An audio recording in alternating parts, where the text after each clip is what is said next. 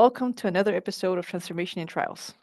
Today we're going to focus on the topic of why purpose matters in life sciences. And for this, I have Jill Donahue in the studio with me, who is an author, speaker, a teacher, and passionate about changing the life sciences industry for the better.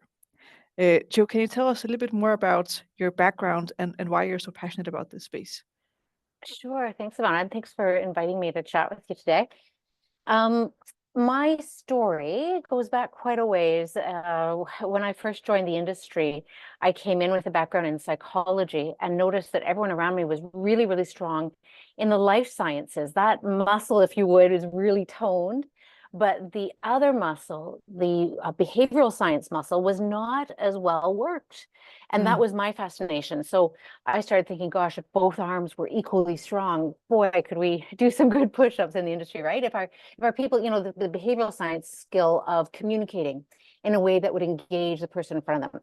So I studied this and did my master's in adult education with focus on influencing healthcare behavior change and was really fascinated learning about this. And then when I was 35, things we had a tragedy in our family, and that was my father died as a result of a prescribing error.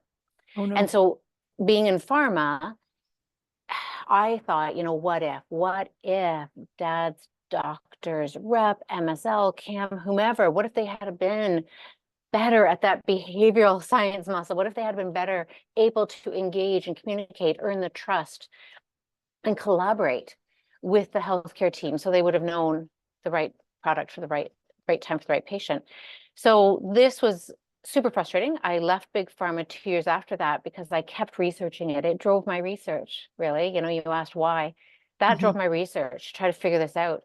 And then I left Big Pharma because I thought, I've got to teach this to people. I've got to let my peers know that there's a better way for us to build trust, engagement, communication, and actually collaborate.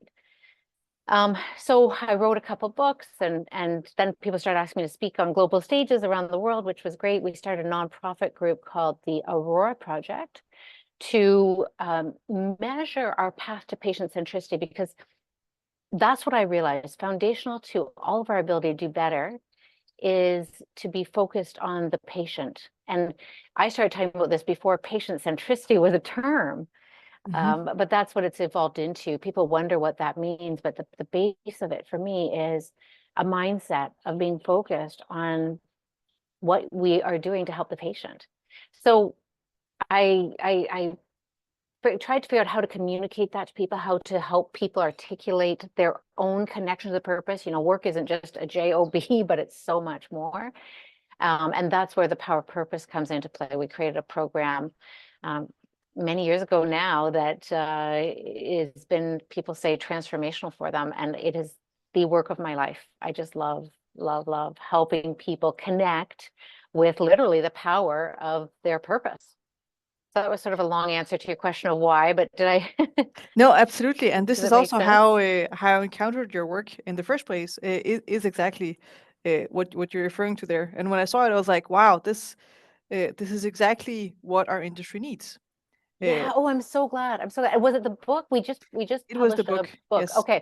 Yeah, called A Dose of Inspiration, where we it's sort of like you. I get all these amazing conversations with people, and I would go into my kitchen at the end of the day and say, "Oh my gosh, you won't believe this story or this story." And then I thought, that's silly. I should share this with more people. So Yeah, we put together this book.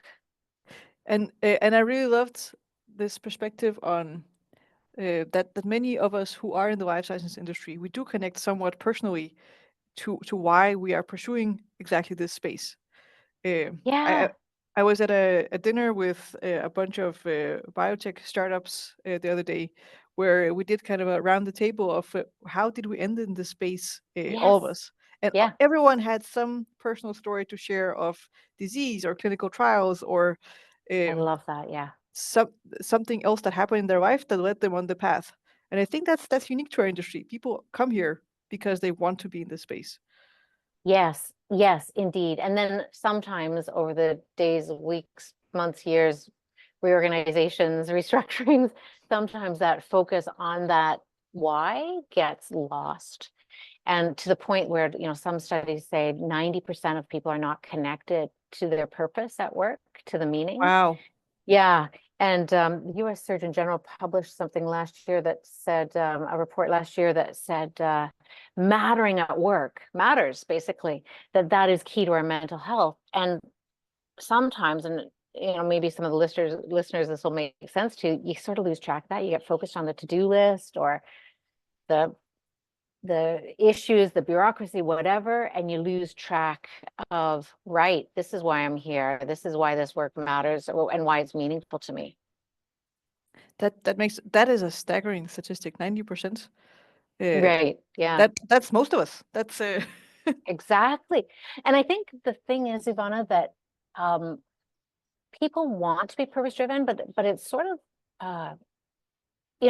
smiling takes more muscles than frowning, right? Being purpose driven actually takes some effort and some work, because it's so easy to just fall into the rut. It does take some effort, but the outcomes, the benefits of it are really, really amazing and very measurable. And there's lots of research out there that measures, that says, the best teams, the best organizations, why are they that way? Because they're purpose driven. I could also imagine that, especially in our industry, where many of us take like small decisions on an everyday basis that can potentially impact the end product and how we engage with the patient and the drug itself, um, the safety of it, how we choose to Yes. deliver it, Right. small choices in manufacturing. Do we release this? Do we not release this? Um, do you think there's a tangible difference that can be made whether a person is feeling connected to purpose? Yes. Uh, Oh, Tell yeah. me more. I don't just think so. I know so, right? Really? There's Yeah. so much evidence out there. Examples like people reading X-rays, if they see the picture of the patient, will do a better job. They'll find Whoa. things. Yeah, there's a lot of research from behavioral scientists like Adam Grant. Mhm. He's done a lot of research in this area to prove that it is so. When people are connected to their purpose, they do better work. I mean, I see it in the teams that we work with. The change in the collaboration, the trust, the enthusiasm, the energy, the grit, the perseverance, all these things improve when people are connected around their purpose. And when they see that the other people are as well, it just changes everything. But absolutely, without a doubt, I believe that we would need much less, very, we have very high rules. And I think we need less of the rules and just let people be guided by what they know to be true. When they're purpose driven, when they're focused on what's best for the patients, the creativity comes in for how we're going to do the clinical trials, right? How we're going to make it more friendly for patients, how we're going to include them. When we have that mindset, that's when the creativity and the innovation comes through. So yeah, and that's the other thing about this. It sounds like it's very soft, behavioral science and purpose, but the amount of evidence behind it, it's so funny because, everyone we work with is so evidence-based in the life sciences. And I just say, well, get evidence-based in the behavioral sciences too, and Yes. match them up. And it's just so powerful. No, I completely agree. I would be curious to dive a little bit into this. In life sciences, we do have a lot of rules. We have a lot of regulation that we need to adhere to. And you're saying now that if we, in fact, were purpose-driven, we might not need the rules. But how did we end up with all these rules in the first place? Yeah, I think there's we made a lot of mistakes in the 90s. We talk about there's an elephant in the room when we talk about why we need the rules, and that's trust, right? That little but very Yes. big word, trust. And in the 90s, we could talk for hours about what happened, but we can just summarize it to say, if anyone has seen the movie Wall Street, and the Gordon Gekko character in there, he has a famous line that says, "Greed is good." And that was the thinking, led by some writing by Milton Friedman, frankly. That was the thinking of that decade. Greed is good. And that's when we, increased the number of reps like a nuclear arms race. And we made a lot of mistakes, admittedly. Then that was depicted by Hollywood too in the movie Love and Other Drugs, if anyone saw that one, and other movies. Yeah, society does a good job of depicting all our mistakes for sure. But so we made those mistakes. So trust was broken. And then came many, many rules and regulations, which I'm all for, ensuring patient safety, obviously. Yes. And I think that we can help people make better choices if they're inspired with literally, again, the power of their purpose, when they're inspired by connecting to the meaning in their work and who they're doing this for, that one decision that ultimately will impact a patient, right? Will be a better decision when you're thinking about that patient at the end of it. Mm. Does that make sense? That makes total sense. I'm wondering, we as an industry, is there, it is easy to put regulation in place. Well, relatively, if you can agree on the regulation. It is hard to take regulation away and loosen things up again. What do you think we as an industry need to do to potentially deregulate some of these things?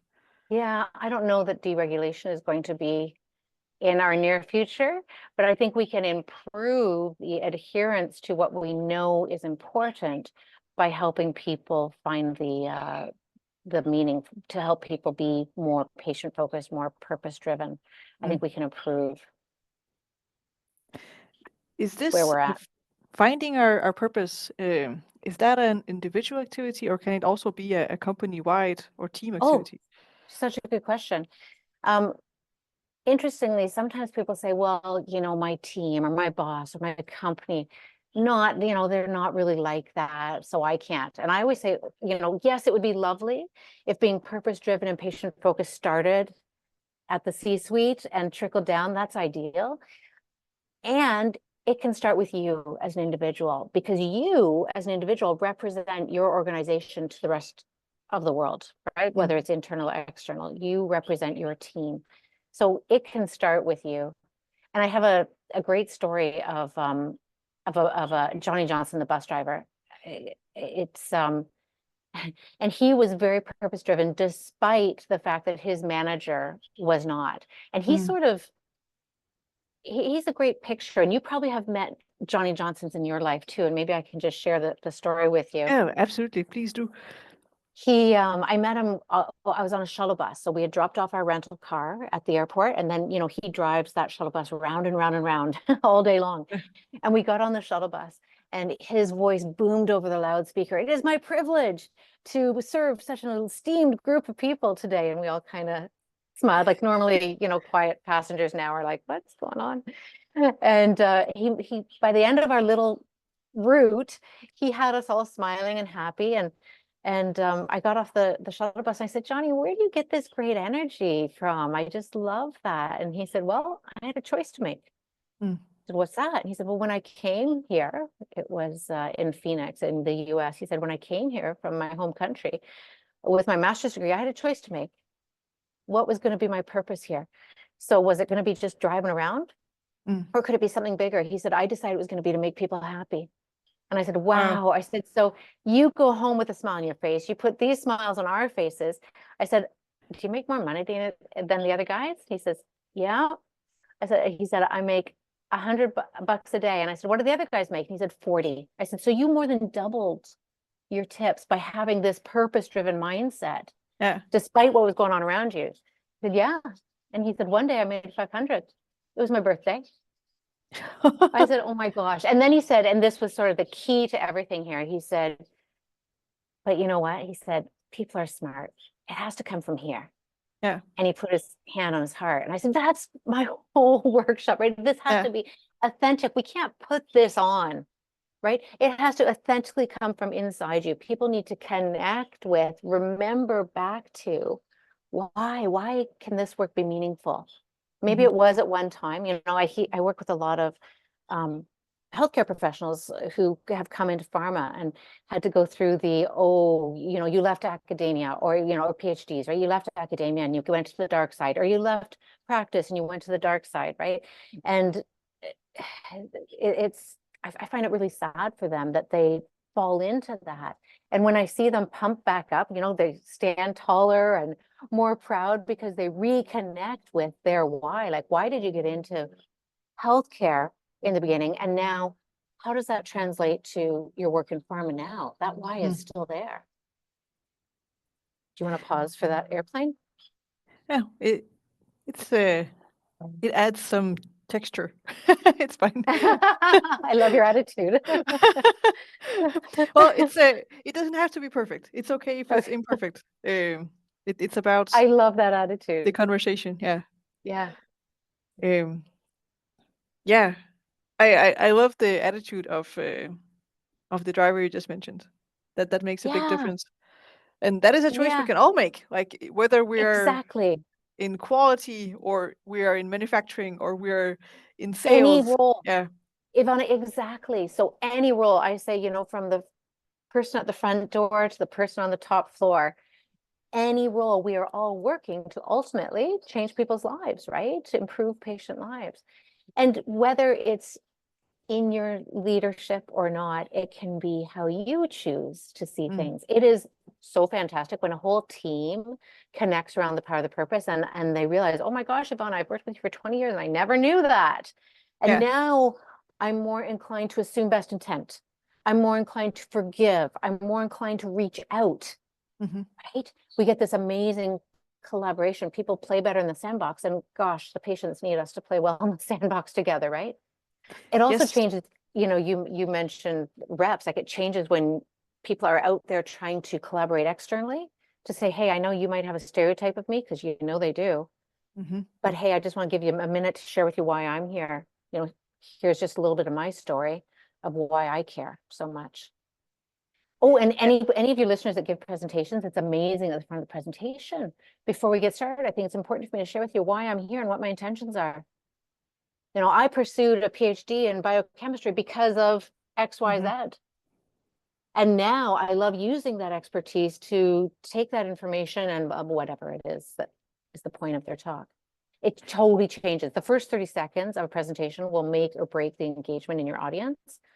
And it better not be your disclosure slide, by the way, which I know it always is. But It always rather, is.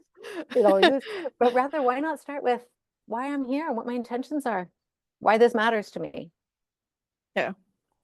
That's a great tip. And again, finding that comes from the heart, something that Yes. made you embark on this journey. Yes. And maybe it's something that keeps you on this journey. Some people say, Mm. I joined Pharma twice. At once when it was just a JOB, because frankly, the remuneration package was great for the lifestyle I wanted, people will say. And then, boom, then, some people say, it was the first hug I had from a patient, or when I first saw a patient on stage talking about the impact of the work we're doing, Mm. whatever it is, that journey evolves. So there might have been your original reason to go into science, your original reason to go into pharma, and then maybe other experiences that have happened that bring meaning Yeah. and joy to your work. Yeah. No, that makes sense. We've done 4 seasons of transformation trials now. We're recording for season Amazing. 5 now, and a lot of part of the reason why Sam and I started this podcast originally was to Yeah. investigate, well, both what kind of transformation is happening in life sciences, but also what is holding it back. And so far, we have found a general trend that actually there are a lot of solutions to many of the problems we have in life sciences. What is holding it back is mainly, you can say, the human system within our organizations, within life sciences, but also Yes. in society more broadly. Yeah. Yeah. And that kills me a little bit because that is fixable. We could behave Right. differently. Yes. We can change that. Um, and I feel like what you and I are talking about now, if we went back and connected with, well, what is it that we're actually trying to achieve? Right. We're trying to cure patients. We're trying to help manage diseases. How Yeah. have we lost that, Yeah. both as an industry, but also on an individual level? Because we're also a very profit-oriented industry, um, but we're more than that, and we can be more than that. Well, and they go together. I never separate them because actually patient centricity leads to profitability. So I have Yes. this image in the workshop that I teach, and it's the growth of a tree. So there's a seed, and then like a very small sapling, then a larger sapling, then a fruit-bearing tree. And so four stages here. And then I say, I've talked about 4 things. I've talked about profitability, I've talked about engagement, trust, and patient centricity. Which one comes first in Mm. this growth? And you know what people will, what would you guess would come first in the growth of the Ooh. tree? So there was Uh, engagement, trust, patient centricity or patient focus, and profit. Which one I comes would first? guess people guess trust. Yes, they do. Good for you. And then I say, yes, if we had that seed, we could drop it, but it fell out of a hole in our pocket in the 90s, Yeah, didn't it? it did. Right? Yes, you're right. Right? Yeah. We lost the trust seed. So we don't have Mm. that seed to plant. What seed do we have to plant? Patient focus, Yes. right? So we plant the seed of patient focus that grows into trust. Trust is what empowers us or enables us to engage, that engagement that we can have with each other, that engagement with each other, that collaboration with each other, that then creates the fruit-bearing tree, the profitability. The seeds drop from the tree, and that gives us more patient focus. Mm. So, and again, you know, that's a simple way of summarizing some incredible research out there. So amazing research out there, and I can share with you references afterwards that says the most profitable companies are the ones that are purpose-driven. In fact, Albert Bourla, the CEO of Pfizer, in his amazing book Moonshot that he wrote about the journey to the vaccine development, COVID vaccine development, he said, you know, do you think it was the amazing technology? No. Was it the amazing science? No. He said what was key to the success was the purpose-driven culture. Mhm. Purpose-driven culture, there's just so many stories and so much evidence that that is what produces winning teams and more profitable teams. So people who think patient centricity and profitability are at odds, they are completely connected. Yes. It's when we have this mindset of patient centricity that we actually will be our best and our most profitable. It's a beautiful cycle. It definitely is.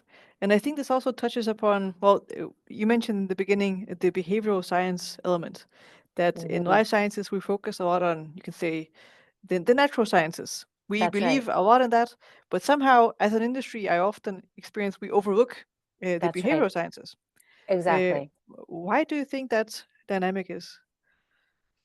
Well, we have a certain academic path in our industry, don't we? Like Yeah. a lot of people in our industry go through the life sciences, the natural science path, and perhaps never take a behavioral science course, right?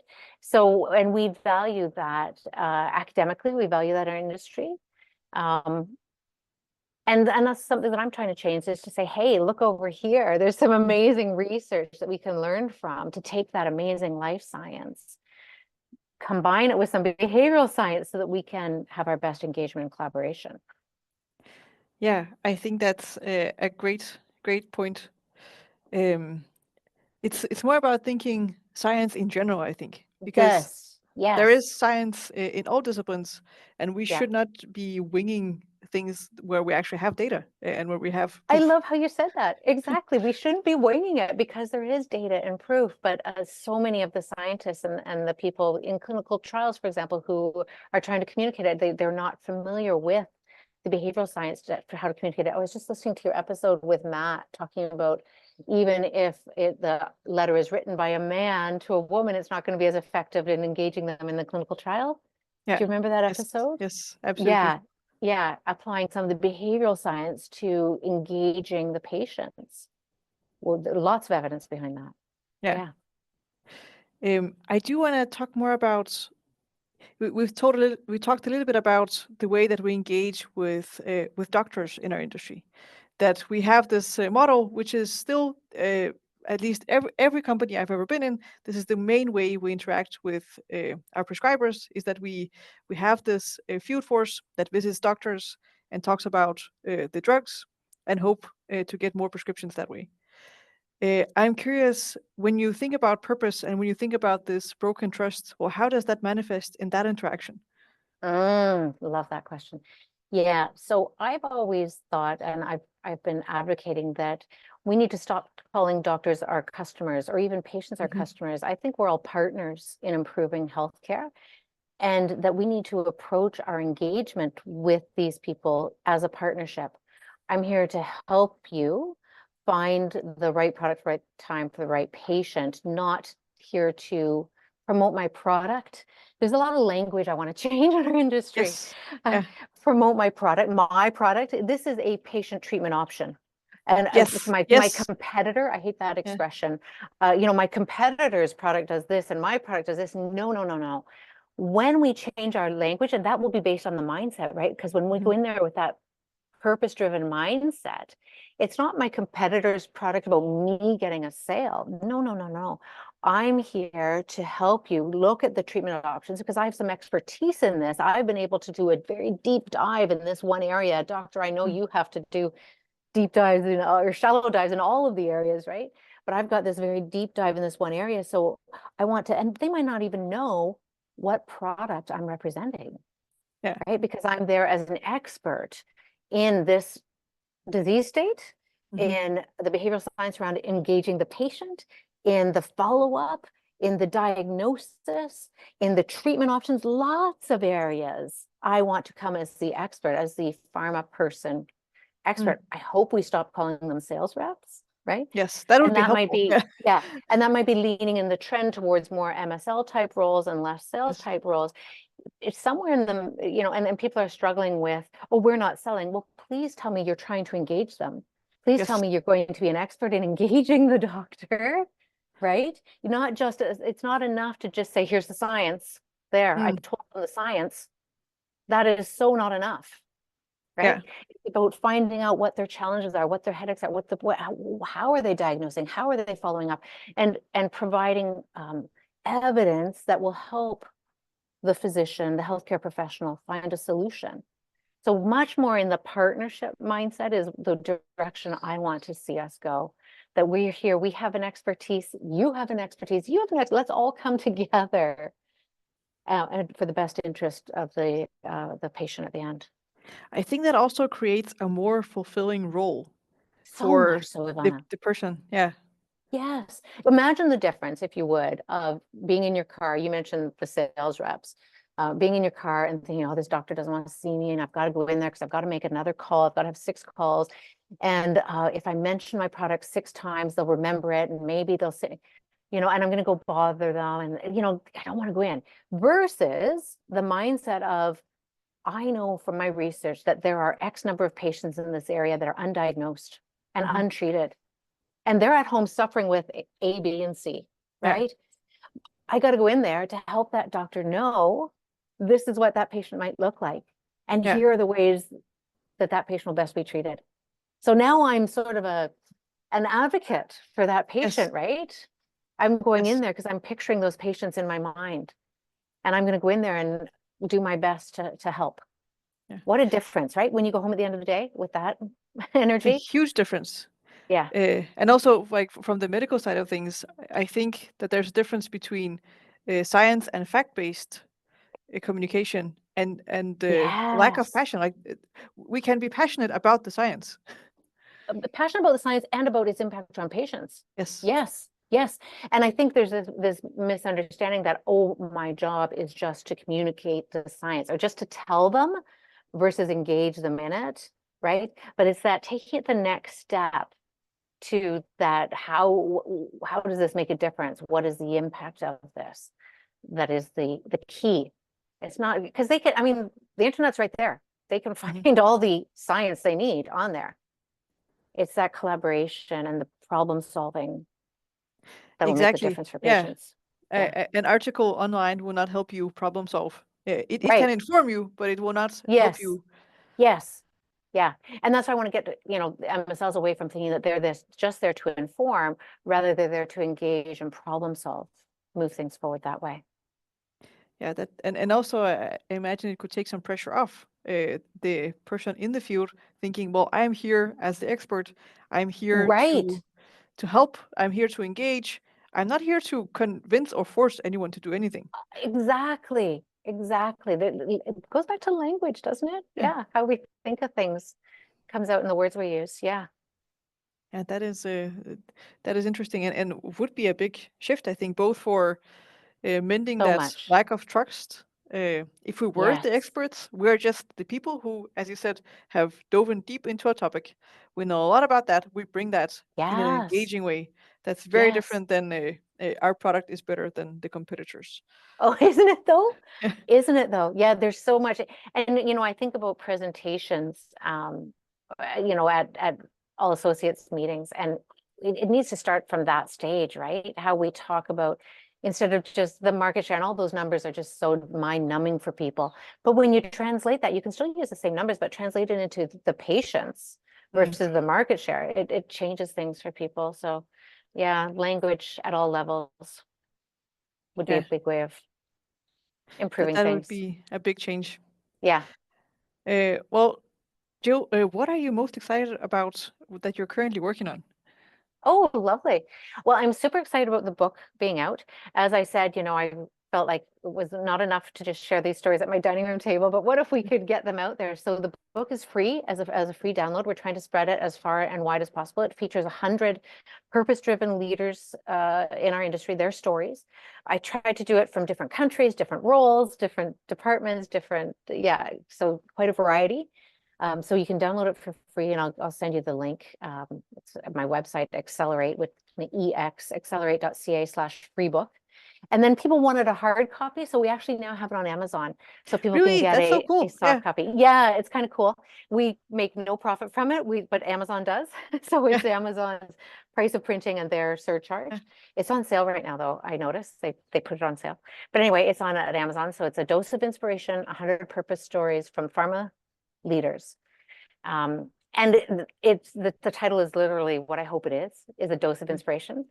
Either for people who've already been through our program, it'll help keep that inspiration up, or for people who haven't, hopefully it'll get them to start thinking about it, to start thinking mm. about their story. So yeah, I'm super excited about that. Super excited about bringing our power of purpose to more people. That, like I said, I feel like this is what I was meant to do, frankly. Yeah, I know my lifetime isn't long enough to bring it to all 5 million people someone said are in their industry, but I'll do my best to light that flame. And then other people, like, it becomes something that they carry forward, and so on and so on. Like, that is amazing. So I love spreading that fire. No, I love that. 5 million people. That's interesting. That's the population of Denmark, just in life sciences. Is that right? There you Yes, go, in our industry. that That's is great. quite a few people, but also that's why it must feel like such a close knit community, because that is Yeah, few enough people that we can actually like maybe you know someone who knows someone who knows someone, and then we kind of all know each absolutely. other. Yeah, Absolutely. And I feel very positive about this change because I have seen the change in my time. Like I said, I started talking about patient centricity since before it was a word, yeah, right? This idea of focusing on the patient. And I've seen tremendous changes. Well, we have one company we work with, and everyone in the organization goes through the power of purpose. And they say when they're out there working with external partners, they'll say, we work with 17 companies in this space, but none of them do we trust more than you. yeah. Like, they have tangible differences. We see differences, and whether it's in teams and organizations or entire organizations, I see the impact of this fire. I call it a fire of being Mm. purpose-driven, patient-focused. No, It's that working. makes sense. Yeah, it is. Yeah. It So is I'm excited spreading. about that. I'm Yeah, excited about how that will change healthcare, yeah. frankly. I'm excited about how that will change things. I don't know the science that is needed to um, find the cure for Alzheimer's, like I desperately want them to find, right? Yes. But I do believe that my way of helping is to inspire people to be driven by meaning and purpose. Um, yeah, that's how I'm Yeah. hoping to make my difference. So yeah, I'm pretty excited And about that. that's the perfect segue for the question that we always ask Yeah, our audience in the end. Uh, we don't ask our audiences. We ask this of our guests. There of we our go. guests, yes. You should ask the audience, perhaps. We Question from the should ask audience the audience. too. Yes. Yeah, there we go. Just had another idea, another book. Yes. um, so, Joe, if I gave you the Transformation Trials magic wand, and this magic wand can change one thing in the life sciences industry, what would you wish for? I bet you know. I bet you know what it's going to be. If I had a magic wand, I would wave it at every person and say, to help them light that fire inside to connect with their purpose. Unfortunately, it's not as easy as a magic wand. We've created this journey that it takes several steps, but man, is it worth it. But yeah, if I could bottle that up into a magic wand, that's what it'd be. Because when people have that connection to their purpose, and it's so tangible, it's so right there in our industry, right? Because we do such good work. I mean, anyone can find this wherever they work, but it's so right there in our industry. So if I could wave that magic wand and help people light that fire, gosh, that'd be pretty Yeah, special. I think that would change a lot. that A lot that of is people's lives, their yes, happiness when they go home, as well as the people they work with and the patients they ultimately touch, their company, bottom line, everything. Yeah, yeah, that would be a really big magic wand. That would be really good. that would be a ripple throughout the whole space. Yes. Yeah, absolutely. Mm. And meanwhile, without the magic wand, I'll just keep plodding along, working on it and talking about it, and continue to publish books and talk to people like you. And thank you again for showcasing this important topic of purpose and patient centricity. Really appreciate it. And I love the work you do. And you know what I didn't get from you was, I want to know, like, you are driven, right? Ooh. Doing this podcast, for example, on top of everything else that you do. Where does that come from for you? Mm. That's Well, what I for want to know. me, yeah, that's a great question. So for me, first of all, I feel like this is my second life. As a child, I had cancer, Oh, and wow. survived that, and feel like somehow, well, this is my second chance. So whatever I do in life, it needs to matter. Like, Oh, I love that. so I love that's kind of the that. first purpose, and then It gave me growing. goosebumps. Yeah. And the good thing about almost having died once is that, well, it's not so scary anymore. Like, what is a little Oh, bit of resistance, or what is a big challenge? Well, it's nothing compared to that. wow. Okay, I have goosebumps on my whole body. I knew from when I met you just a few weeks ago that there was a great story behind there, and that is it right there. I totally get it. It Yeah, sounded like you were about to add something else to that. Was there yeah, something else? and then my very specific experience with life sciences was, as a teenager, I had a family member who got Crohn's disease, uh, Uh-huh. and went through several clinical trials because there was no treatment that was working. And I kind of Ah, saw, well, both the incredible benefits of experimental treatment, but also, like, all the frustration of the patient experience in a clinical trial. And I thought, maybe arrogantly, as like in my late teens, well, you know what? I think I can help make this better. I love that. And look at what you're doing just a few years later now. Yeah, just Right? just a couple of years later, yes. Yeah, yeah. Oh my gosh, I knew it. I knew there was an amazing story in there. I'm so happy to hear how you're using your life, like what you're doing with, the fifth season here of this podcast on top of your other work. It's just amazing. Yeah, so Driven to change, driven to I'm change with things. you for solving and changing this industry. There's so much more we Yeah, can do, and it can yes. benefit so many more people.